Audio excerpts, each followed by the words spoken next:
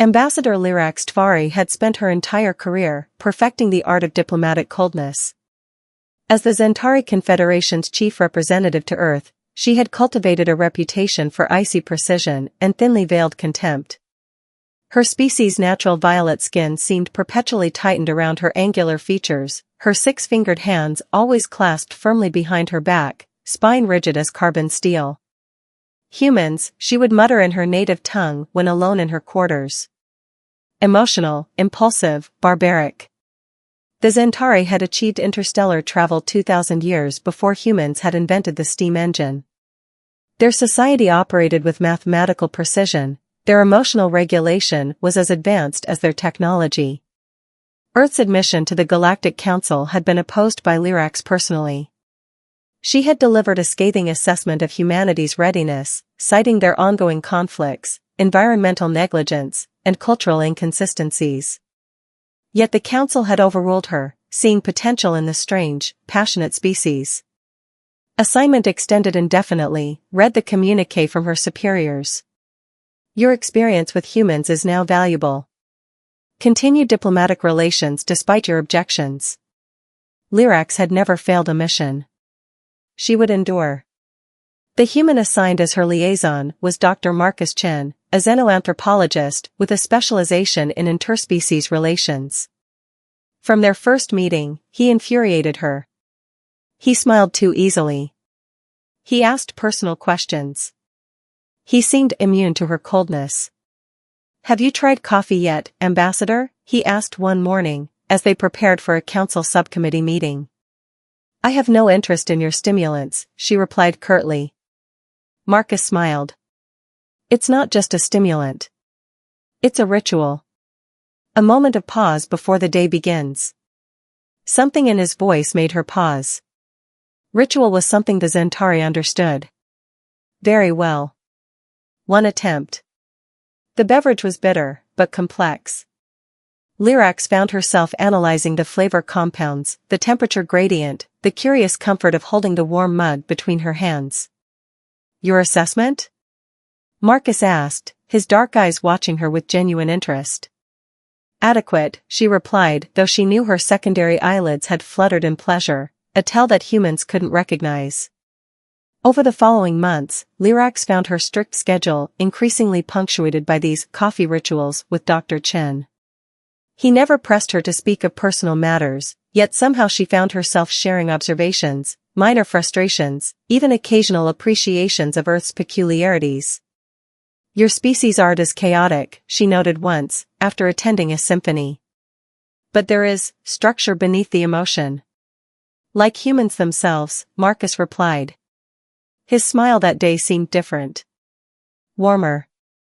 Directed at her rather than the topic.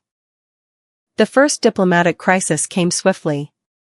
A misunderstanding between human miners and Zentari inspectors on a shared moon colony threatened to escalate into violence. The Zentari High Command recommended immediate withdrawal from the project. "You don't understand humans well enough," Lyrax found herself arguing during the emergency call. "They respond to directness, to personal connection." She requested permission to handle the situation personally. With Marcus.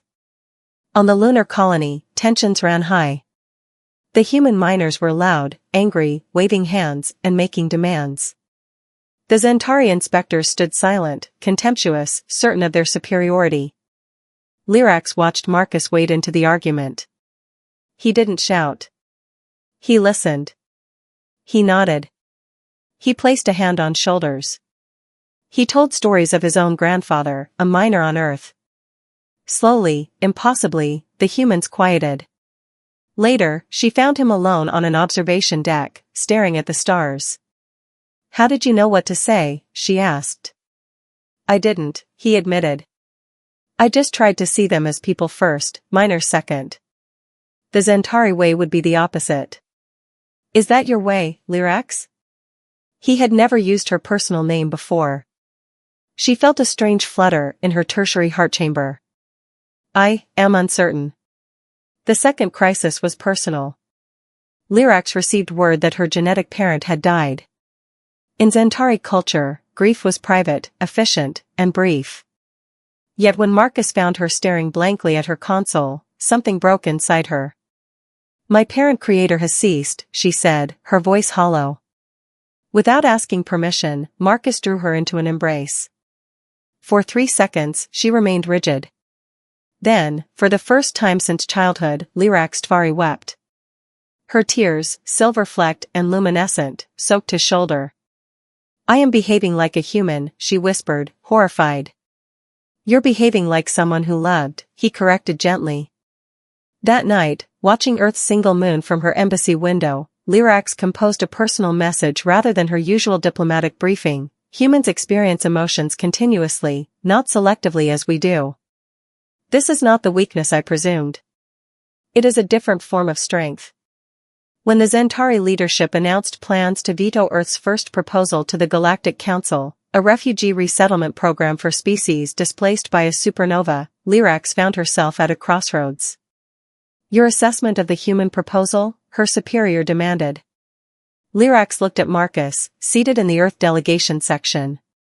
He wasn't watching her. He was helping an elderly representative from an affected planet find the translation frequency. "The proposal is sound," she said clearly. "Earth has demonstrated capacity for compassion that exceeds their technological development. This is valuable." Her superior's expression showed rare Centauri surprise. "You advocate for humans now, Ambassador?" "I advocate for the truth as I have observed it." That evening, Marcus found her in the embassy garden. "Thank you," he said simply. "I did not do it for you," she replied, but without her usual coldness. "I know." He took her 6-fingered hand in his 5-fingered one.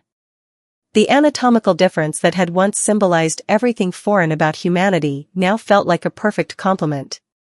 "My species does not believe in romantic attachment," she said softly. "What does Lyrax believe in?" Marcus asked. She looked at their joined hands. "I am conducting ongoing research on the question." When she kissed him, the stars didn't explode and the universe didn't realign. But something shifted within Ambassador Lyrax Tvari, as if a door long sealed had finally opened. It was terrifying. It was wonderful. It was human. And for the first time in her distinguished career, Lyrax was exactly where she wanted to be.